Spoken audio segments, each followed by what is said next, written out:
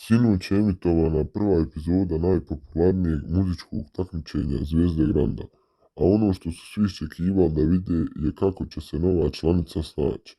Kada je u medijima odjeknula vijest o Cecinom dolasku u žiri, dosta se spekulisalo o njenom odnosu sa ostalim članovima, a Ana Bekuta u emisiji Zvijezde Granda specijal otkrila je pravu istinu. Mi smo civilizovani ljudi, tačno je da smo imali jedan nesporazum prije nekoliko godina na mojoj proslavi povodom 30 godina karijere i meni je to bilo bez veze. Međutim, izgladili smo to i funkcionišemo, ispričala je pjevačica. Ana se ovom prilikom osvrnula i na sinoćnu epizodu i Cecino prvo snimanje, pa ispričala kako se pjevačica snašla. Još se Ceca prilagođava, ja bih joj preporučila da bude ono što jest. Ja je dugo znam, čak smo je jedno vrijeme intenzivno družile. Samo treba da se opusti i otkravi.